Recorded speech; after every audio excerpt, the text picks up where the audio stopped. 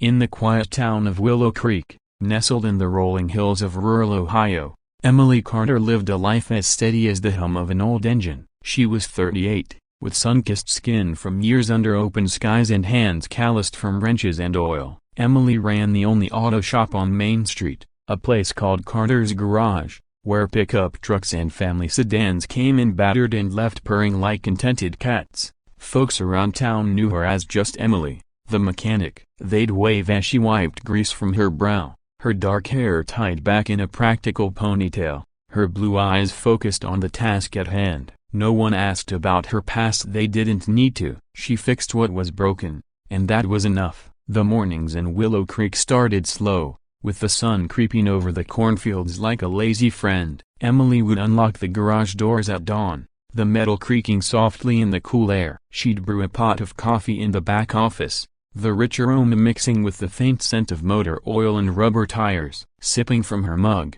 she'd gaze out the window at the empty street, watching mist rise from the nearby creek. It was a peaceful routine, one that grounded her after the chaos of her earlier years. But lately, that peace felt fragile, like a worn timing belt ready to snap. Emily's problem wasn't dramatic, it was the kind that snuck up on you, day by day. The garage was struggling. Big chain stores in the city were drawing customers away with their fancy diagnostics and quick oil changes. Folks like old Mr. Harlan would still bring his Ford in, grumbling about how those city boys don't know a carburetor from a carrot. But bills piled up on her desk: rent, parts suppliers, the electric company. Emily worked longer hours, her back aching from bending over engines, her mind wandering to what-ifs. What if she had to close the shop? What if she lost the only thing that made her feel useful? At night, alone in her small house on Elm Street, she'd sit on the porch with a glass of iced tea,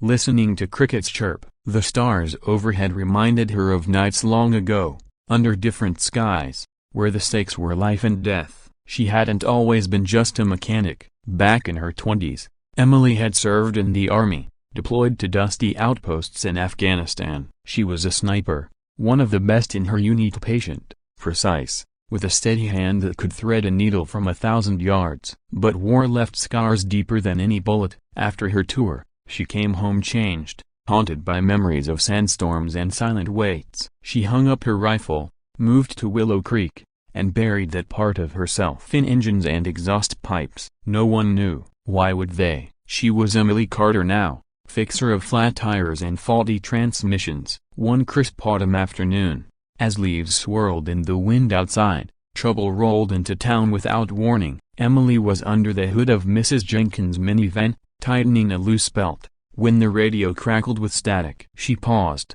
wiping her hands on the rag, and turned up the volume. The local station was reporting a disturbance at the Willow Creek Bank. A group of armed men had stormed in, taking hostages. Terrorists, they said. Not the foreign kind from news headlines, but homegrown radicals, angry at the government, demanding some manifesto be broadcast. The sheriff's department was on scene, but the bank was locked down tight. Snipers from the state police hours away. Emily's heart skipped a beat. She straightened up, the wrench heavy in her hand. The bank was just 2 blocks down, a red brick building where she deposited her meager earnings every Friday. She knew the tellers, a kind-hearted Sarah with her homemade cookies, young Tim who dreamed of college. This wasn't supposed to happen in Willow Creek. She stepped outside, the wind carrying distant sirens. A crowd gathered at the end of the street, murmuring worriedly. Emily joined them, her mechanic's overalls standing out among the flannel shirts and jeans. Sheriff Tom Riley,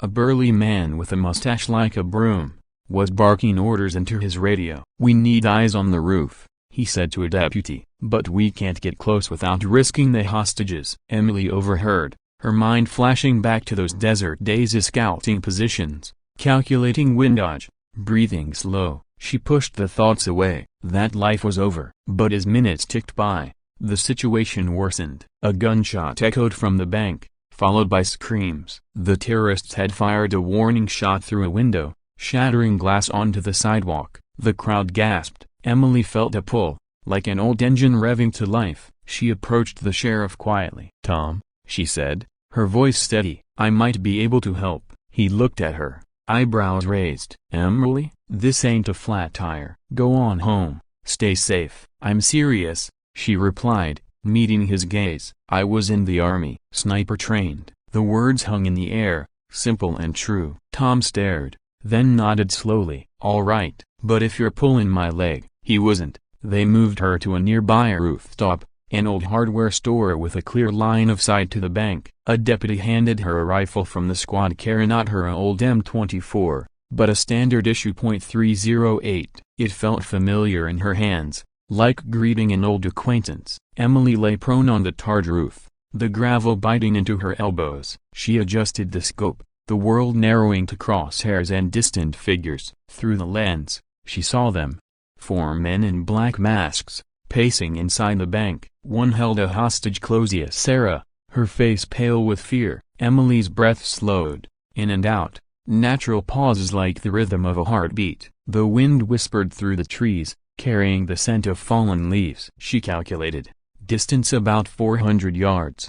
Light crosswind from the east. Her finger rested on the trigger guard, waiting. Down below, negotiations dragged on. The terrorists demanded a helicopter, safe passage. The sheriff stalled, buying time. Emily radioed observations. The leader's by the vault, red bandana on his arm. He's twitchy. Her voice was calm, descriptive, like explaining a carburetor rebuild. Then, the gentle twist unfolded. One terrorist paused by the window, peering out. He froze, staring toward her position. Emily zoomed in. His eyes widened behind the mask. Recognition? How? Her mind raced. Years ago, in Afghanistan, her unit had clashed with insurgents tied to international networks. This man.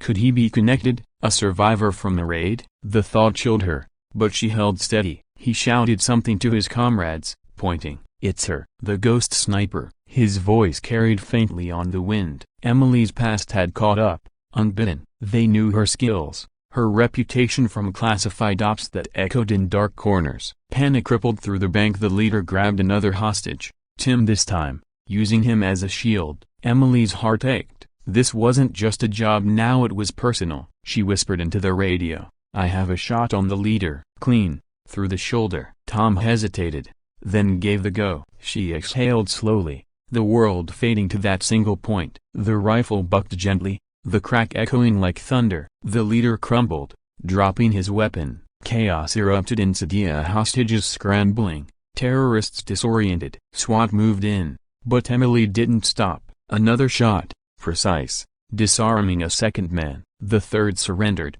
hands up. The fourth, the one who recognized Hera, bolted for the door, but deputies tackled him outside. It was over in minutes. No more shots fired.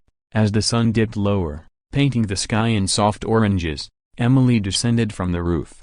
Her legs felt heavy, emotions swirling like oil in water. The crowd cheered as hostages emerged. Safe. Sarah hugged her tightly, tears streaming. You saved us, Emily. Word spread fast. By evening, news vans rolled into Willow Creek. Reporters called her a hero, not just a mechanic. But Emily slipped away, back to her garage. She sat in the dim light, rifle case at her feet, sipping cold coffee. The adrenaline faded, leaving room for reflection. She thought of her army days, of the friends lost, the weight of decisions. Fixing cars had been her escape, a way to mend without harming. Today, she'd bridged those worlds, and it felt right. Sheriff Tom stopped by later, hat in hand. Emily, we owe you. Town's talking about a parade or something. She smiled faintly. No need. Just glad everyone's okay. He nodded. You ain't just a mechanic anymore. I never was, she said softly. But that's all right. This town's home now. That night,